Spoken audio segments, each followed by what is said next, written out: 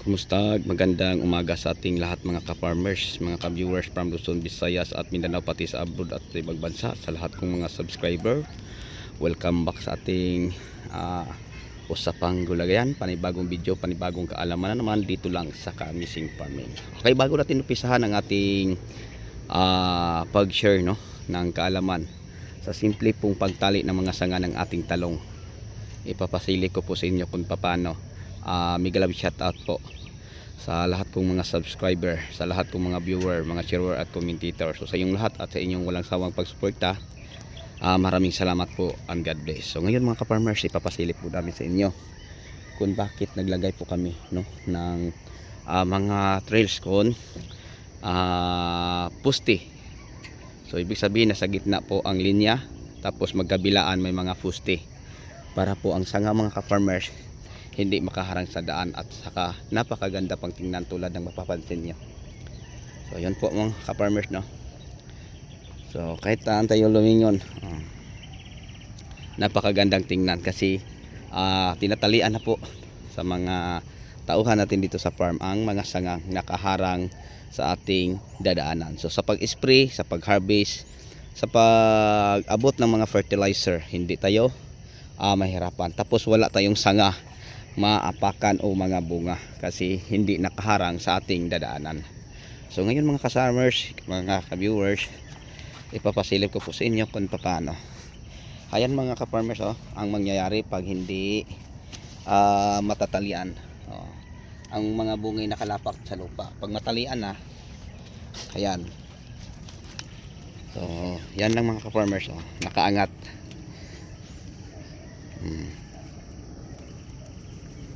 So ngayon ipapasilip na ako sa inyo kung paano. Parang may video at demo paano gawin sa kamay. Ganyan mga ka-farmers ang itsura. Ang dulo nasa isang kamay, tapos iikot, tapos ito idandahan pag nasa ibabaw. Para ito sa baba, para maiipit ito yung kukunin.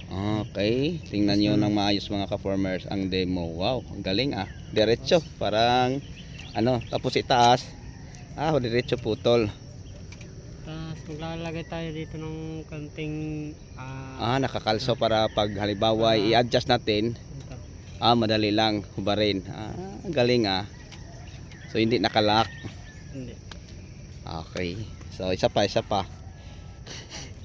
Sige, tingnan nyo mga ka-farmers, mga ka-viewers natin. Bilis lang. Sige daw, bilisan mo para sa ating mga baguhan at wala pang ideya sa pagtali ng mga sanga. Pwede ito sa kamatis ka-farmers.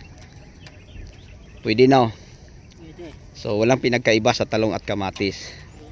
Sa kamatis lang, pag maliit pa, siguro pwede sa dahon lang. Pag sa kamatis daw, pag maliit pa sa dahon tatalian, pero pag malaki na sa sanga na. Kasi pag ang bungay ang dahon na, pag ang dahon ang tatalian tapos tumanda ang dahon ng kamatis, matanggal. So sa sanga na kasi may mga bunga. So napakabilis lang mga farmers, mga ka-viewers. So isa pa daw ito. Yan. Isa pa para sa ating mga viewers, parang mabilis lang yung mataas. Okay. Ito, pag binaluktot na sa itaas, iikot. Okay, di tapos iano sa sanga. Ito. Tapos kunin ang isang dulo sa isang kamay. Diretso hugot. Ang galing. Okay, so yun lang po mga ka-farmers, Ito, tatanggalin pag nag-a-adjust kayo dito sa baba, tatanggalin ito. Hugutin lang. Yan, ang galing Sige daw, balik mo. Sus, ang bilis. So ganyan ang mga ka-farmers, ang pagtali sa mga sanga. So meron tayong ilan na kayo ngayon din nagtali sa mga sanga? 3, kasi ang iba ay pinapapadilig natin mga ka-farmers, sa ng bagong nating tanim na ampalaya at bagong tanim na talong. Po, kamatis. So ngayon mga ka-farmers, meron tayong bagong tanim na kamatis at ampalaya. Meron tayong ampalaya na pinipitasan na ng 9 na bisis at saka kamatis 3 bisis. Ayan, nandito pa lang iba mga ka-farmers. So napakaganda pong pagmasdan, no? Kasi neat, okay, parang modelo na taniman. Kasi arrange po, napakaganda. Tapos napakalinis pa mga ka-farmers. Okay, so sa ating video ngayon, dagdag ko lang ibabahagi sa inyo yung ginagamit nating pang ano po, no, sa damo sa gitna. So nagamit lang po tayo din ng mga ka-farmers kung tag-araw yung Glustar contact herbicide. Glyphosate ammonium ang kanyang AI o active ingredient. So yun po ang ating ginagamit. Excuse. Okay, so sa dosage mga ka-farmers, mga ka-viewers na 150 ml ay ginagawa lang po nating 100 ml. Alam nyo ba kung bakit? Kasi nag-add po tayo ng 3 ml na APSA. Okay, so alam na po natin ang APSA kasi may mga video na po tayo patungkol sa APSA, kung ano po ang kanyang purpose para sa ating tanim. Isa po pala siyang sticker spreader. Halimbawa pag once na magamit natin siya sa ating insecticide, sa ating mga fungicide, foliar, or sa ating herbicide, palakasin po, no, ang besa. Kung insecticide, palakasin po ang besa o lasod na meron sa ating insecticide na ginagamit, lalo na sa pagkontrol ng mga fruit borer, white fly, mga aphid strips, mites, spider mites o iba pa. So ganun din sa ating pag-spray sa damo. So binibida ang mga mumurahin nating mga contact herbicide, kasi ang isang litro ng Glustar mga ka-farmers ay mabibili lang natin, no, sa 400 to 420. So mura lang po compare ni Bariton. Si Bariton napakamahal kasi nasa 870 isang litro. 10 knapsack lang isang hektarya, no? Then ganun po din sa 10 litro. So maganda lang siyang gamitin kung sa ganitong panahon sobrang init. Si Barito naman, kahit may kamahalan siya mga ka-farmers, mga ka-viewers, alam nyo po, maganda po ang kanyang epekto. So walang pinagkaiba sa mga systemic na mga glyphosate, no? Yung 450 SL, walang pinagkaiba. So para systemic, kaya siguro mahal. Ayan, oh. So ito si Bertolado Lagoy. Good morning ka-farmers. Anong ginagawa mo nyo dyan? Okay, nagtatali sila ng sanga. So may ano sila mga ka-farmers, ang mga tauhan natin dito, may DIY sila. Ayan ang ating Atlas flat wine na ginagamit pang tali. Okay, so may DIY sila. Tapos hinuhugot lang nila. Ayan, oh.